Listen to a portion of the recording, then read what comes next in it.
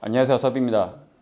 제가 예전에 가죽이 과연 그렇게 비싼가 라고 해서 올려드렸던 영상이 있고요.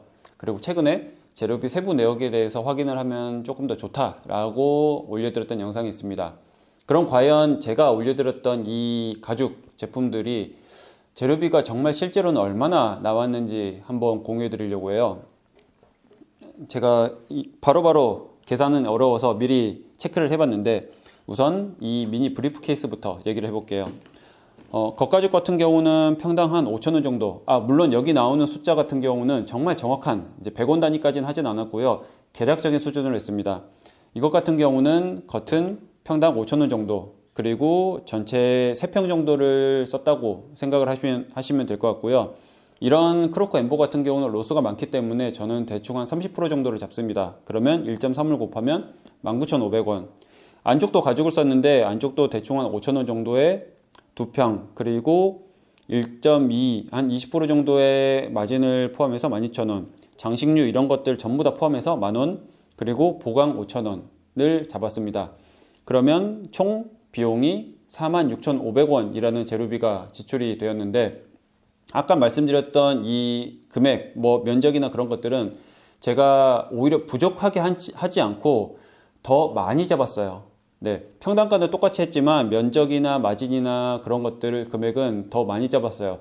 아까 제가 보강을 5,000원이라고 했는데 이거는 5,000원도 들어가지 않았거든요. 5,000원이라고 하는 것도 웃깁니다. 하지만 그럼에도 불구하고 제가 조금 더 플러스 알파로 해서 넉넉하게 잡았음에도 불구하고 5만원이 되지 않습니다.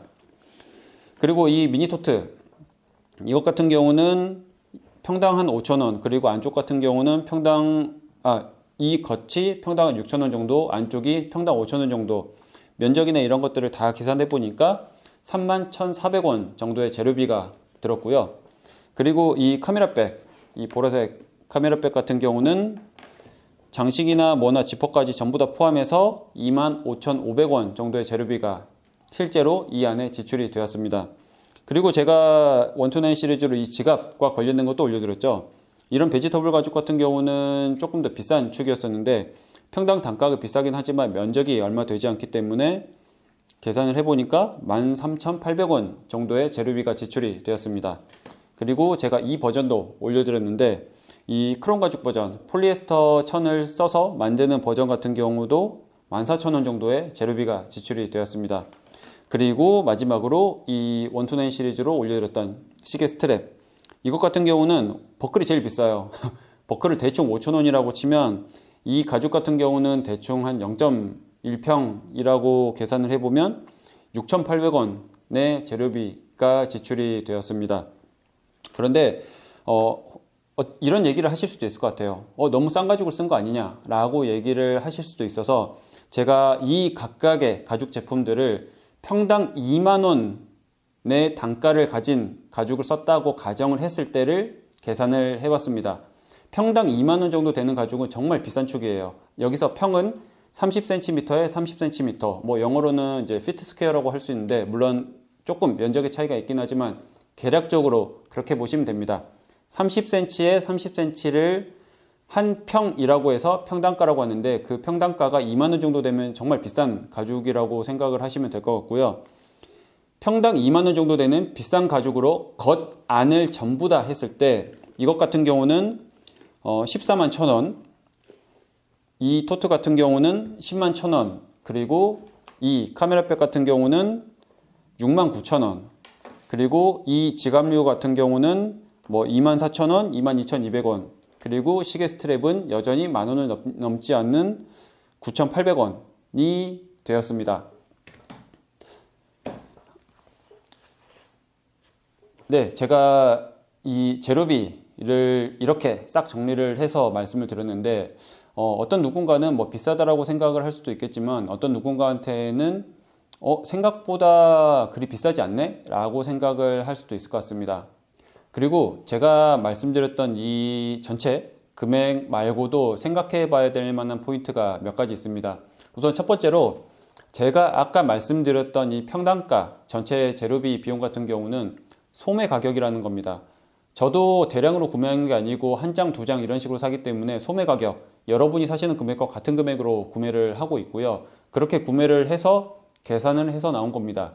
만약에 도매라든지 대량으로 구매를 한다고 하면 전체 제로비 비용이 당연히 다운될 수가 있는 거죠.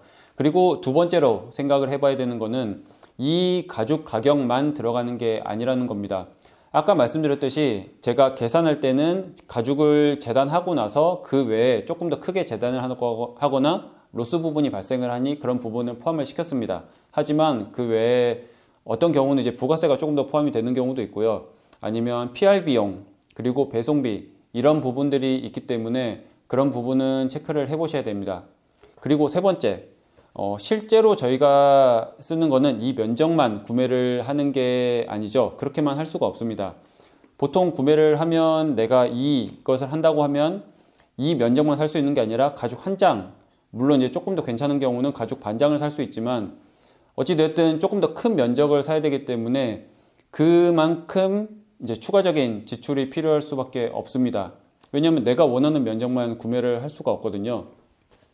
근데 이거는 개인도 마찬가지고 이제 가죽 공방을 운영하는 공방장, 어쨌든 가죽 공방도 마찬가지입니다. 그 면적만은 살 수가 없기 때문에. 그리고 보통 작은 면적으로 이제 소분이 되어 있는, 잘라져 있는 것 같은 경우는 평당가가 조금 더 비싼 경우들이 많습니다.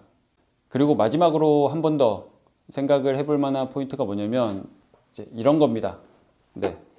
이거는 실제 버버리 제품이고요.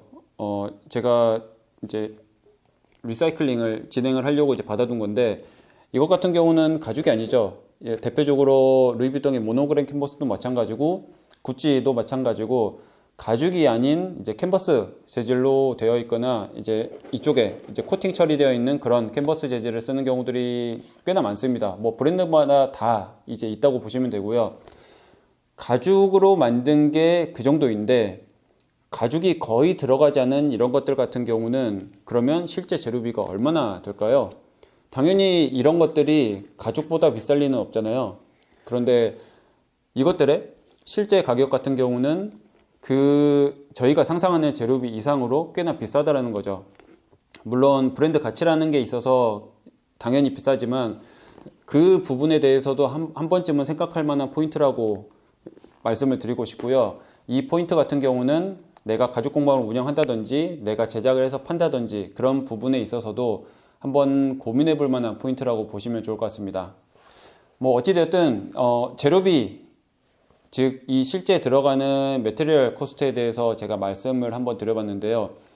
여기에 대해서는 뭐 누가 옳다 그르다 라든지 그런 게 아니라 실제 있는 팩트 자체를 한번 전달을 해드리고 싶어서 이렇게 정리를 해봤고, 다음에 제가 기회가 되면 이 재료비와 이제 브랜드 가치에 대해서도 제가 고민하고 느꼈던 포인트를 한번 공유해보는 그런 영상을 찍어보도록 하겠습니다.